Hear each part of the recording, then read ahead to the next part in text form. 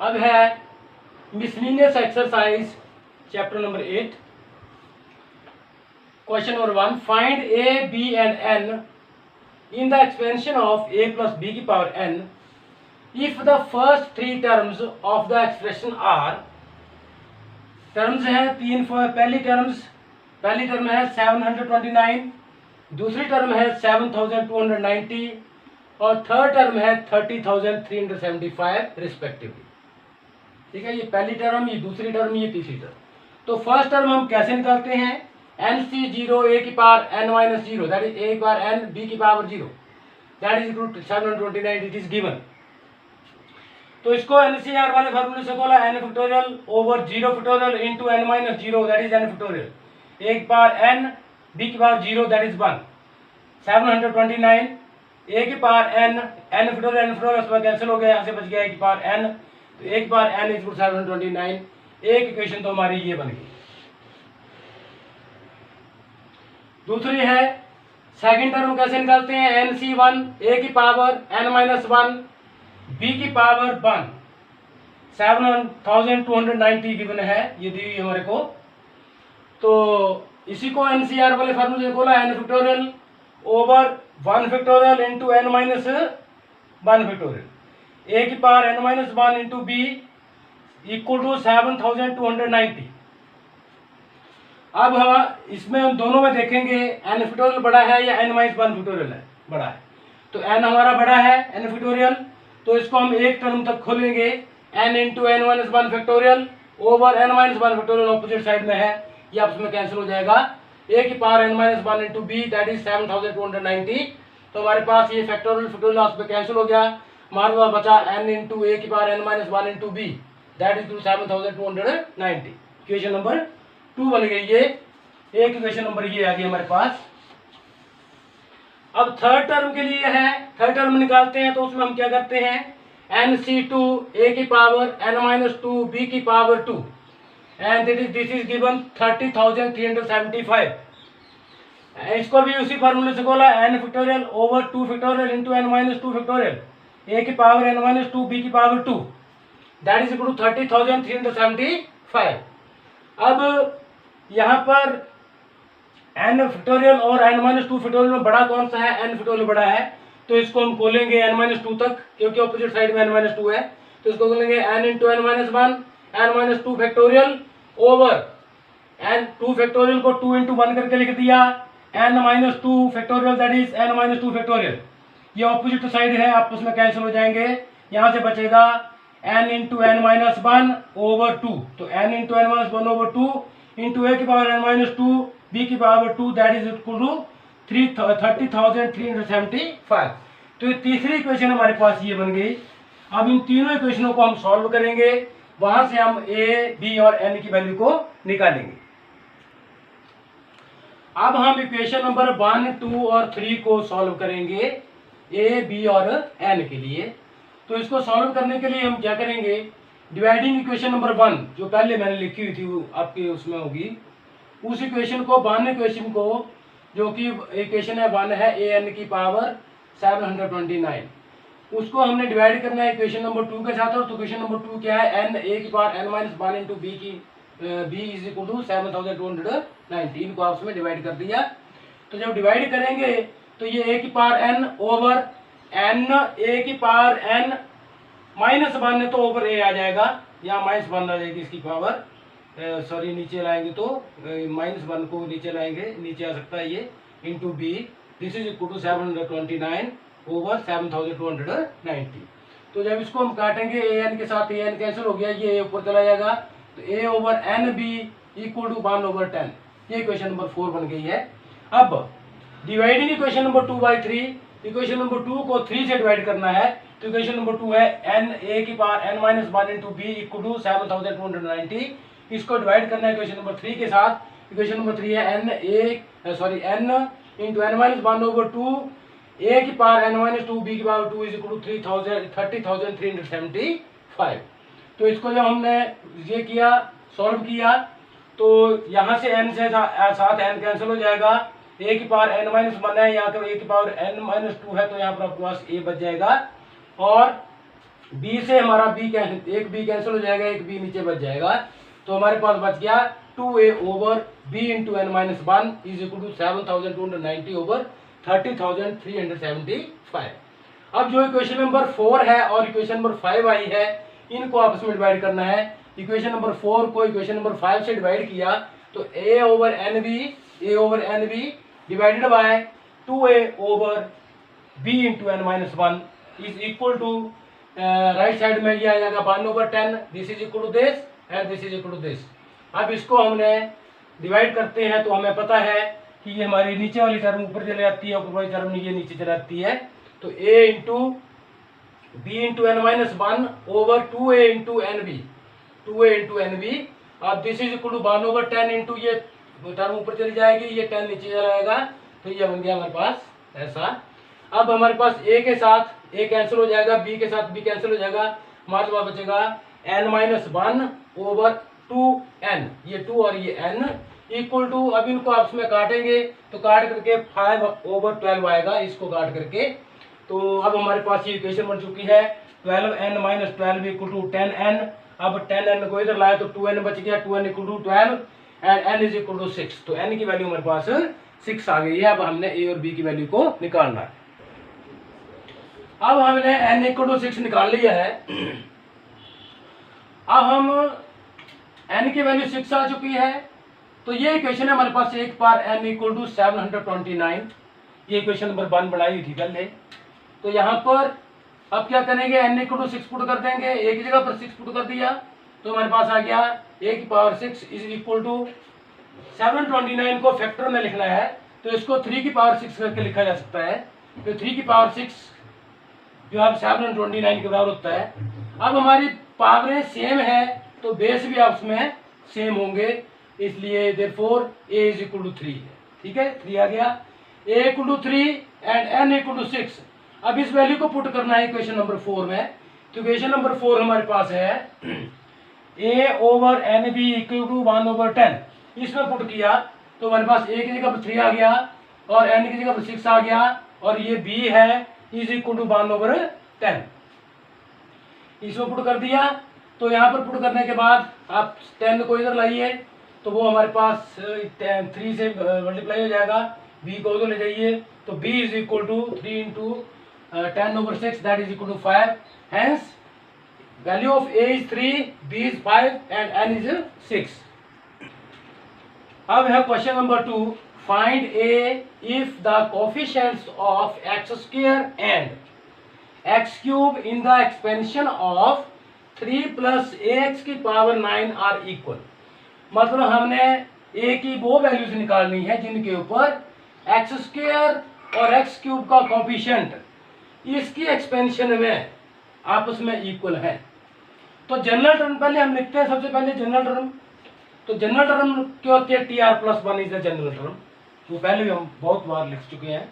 तो t r plus 1 equal to n c r, n की जगह पर 9 है, सी आर 3 की power n minus r 9 minus r a x की पावर आर, क्योंकि यहाँ पर बी की जगह पर ए एक्स है और ए की जगह पर 3 है, तो ए की जगह पर 3 आ गया, बी के ऊपर आ गया equal to N 9 C R A की पावर 9 माइनस आर और ए की power R X power R. इसको हम खोल करके ऐसा लिख सकते हैं, अगर मल्टीप्लिकेशन में अगर पावर है तो उसको अलग अलग किया जा सकता है, पावरों को अलग किया जा सकता है। Comparing the indices of x in we get, अब एक्स के इंडिसेस जो है यहाँ स्क्वायर है और यहाँ आर है, इनको आपस में कंपेयर करना है। तो x square equal to x bar r, तो यहां से हमारे पास आर इज इक्वल टू 2 के बराबर आ गया। अब आर 2 के बराबर आ गया है तो coefficient of x square in the expansion of this is, coefficient क्या बनेगा, एन सी 2 3 की power n minus 2, n means 9 minus 2 a square. इसको छोड़ करके बाकी ये इसका कोफिशिएंट है, ये पहले भी मैंने बताया हुआ है।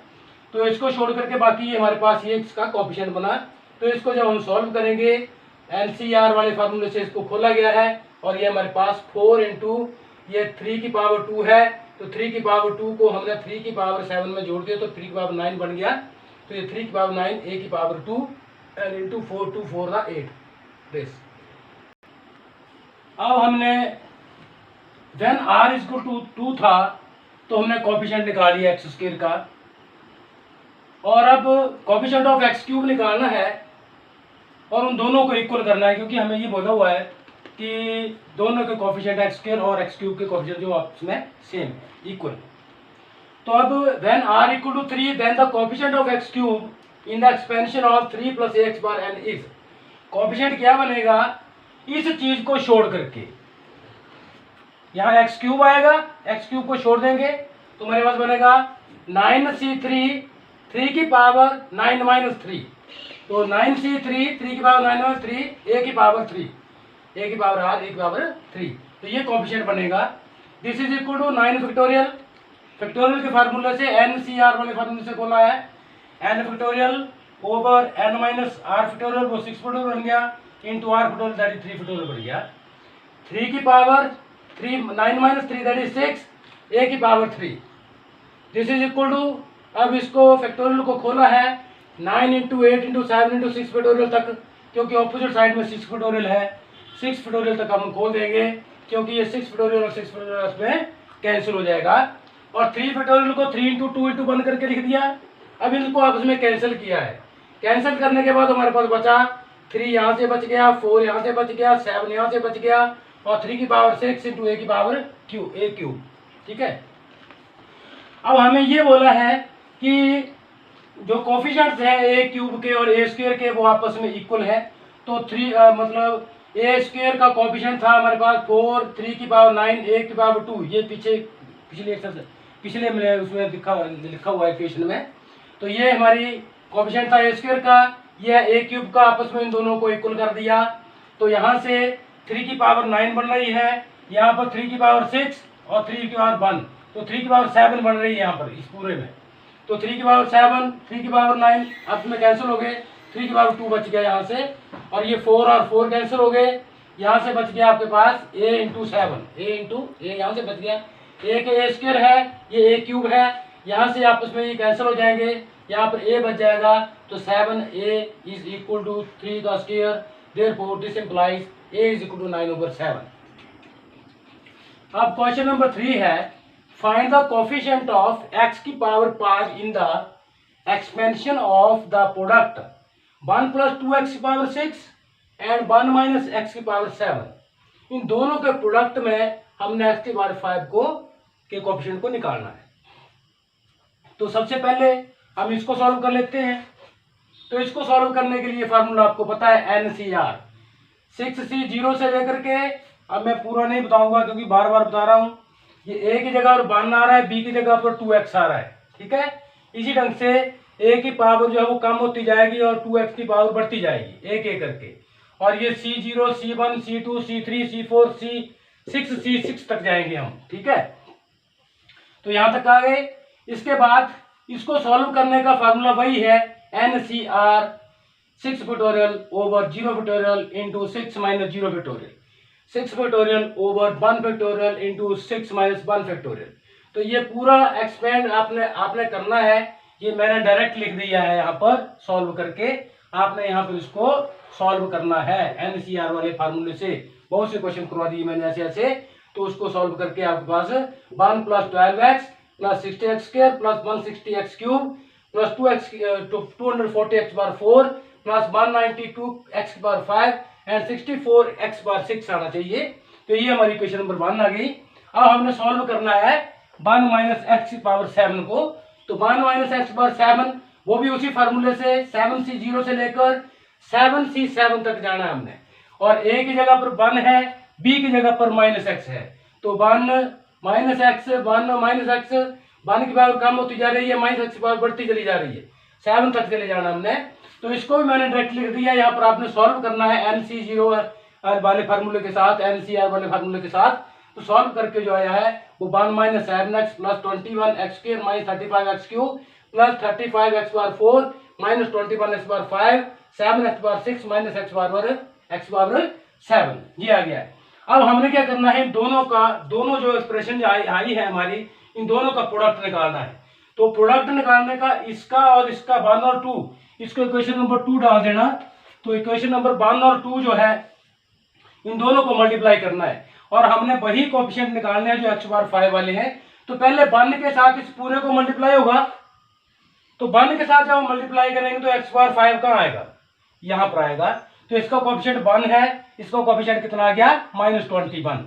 तो 1 इंटू -21। इसी ढंग से 12x के साथ मल्टीप्लाई करेंगे तो x बार 5 कहाँ आएगा, जहाँ x की बार 4 इंटू एक्स, x बार 4 इंटू एक्स x बार 5 बनेगा। तो इसका कोएफिशिएंट बन गया 12 इंटू 35। ये x बार 4 है, ये x बार 1 है, तो मल्टीप्लाई करके यहाँ पर बनेगा x बार 5 इसको और इसको। तो इसका कोएफिशिएंट बनेगा 12 इंटू 35 प्लस एक्स स्क्वायर। तो एक्स स्क्वायर के साथ यहाँ पर कौन सी टर्म होनी चाहिए, एक्स क्यूब वाली, जिसके साथ एक्स की पावर 5 बनेगा, एक्स की पावर 5 बनेगा।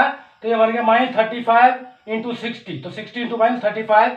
इसी ढंग से एक्स क्यूब 160 की पावर एक्स क्यूब को एक्स स्क्वायर वाली टर्म से मल्टीप्लाई होगा, तो ये 21 के साथ मल्टीप्लाई होगा तो एक्स बार 5 बनेगा। तो 160 इंटू 21 प्लस 240, एक्स बार 4 है तो यहाँ एक्स बार 1 वाला, एक्स बार 1 वाली जो है उसके साथ मल्टीप्लाई होकर के एक्स बार 5 बनेगा। तो 240 इंटू -7 प्लस एक्स बार 5 को किसके साथ, 1 के साथ मल्टीप्लाई होगा तो हमारे पास 192 इंटू 1 बन जाएगा। वो एक्स बार 5 का कोएफिशिएंट आ गया ये। इन सभी को हम पहले मल्टीप्लाई करेंगे, फिर प्लस वालों को इकट्ठा करेंगे, माइनस वालों को इकट्ठा करेंगे, तो आपके पास 171 बनना चाहिए। अब है question number 4, if a and b are distinct integers. Distinct means अलग अलग प्रकार के, एक जैसे नहीं है। ए अलग इंटीजर है, बी अलग इंटीजर है। डिस्टिंक्ट का मतलब होता है अलग अलग। Prove that a minus B is factor of a की पावर n माइनस बी की पावर n। अब हमने ये प्रूव करना है कि a की पावर n जो है, सॉरी a माइनस बी जो है a की पावर n माइनस बी की पावर n का फैक्टर है। तो फैक्टर के लिए एक हमने पीछे क्वेश्चन किया भी था, शायद वो डिविजन बाय 64 था या मल्टीपल ऑफ 64 था, ऐसा क्वेश्चन किया हमने पहले। तो हमें क्या करना पड़ेगा, इस फैक्टर, ये इसका फैक्टर है इसका, तो ये हमारा जो है वो कॉमन आना चाहिए, ठीक है। तो पूरी टर्म में ये हमारे पास कॉमन आना चाहिए, तो उसका फैक्टर बनेगा। तो let a is equal to a minus B plus B. A के बीच में हमने माइनस बी भी कर दिया, प्लस बी भी कर दिया, इसमें कोई फर्क नहीं पड़ा, ठीक है, अपना काम चलाने के लिए। a is equal to a minus B plus b, तो इसको ब्रैकेट में ले लिया, हम ब्रैकेट में ले सकते हैं, plus B is equal to sorry a minus B plus B, that is equation number 1। अब इसके a की पावर n माइनस बी की पावर n, ये जो है a की पावर n माइनस बी की पावर n, इसको हमने a की पावर n की जगह पर यहाँ से a की वैल्यू उठाई और यहाँ पर रख दी, यहाँ पर। तो a की पावर n माइनस बी की पावर n ऐसे करके लिख दिया यूजिंग 1, इसको यूज किया हुआ हमने यहाँ पर 1 को।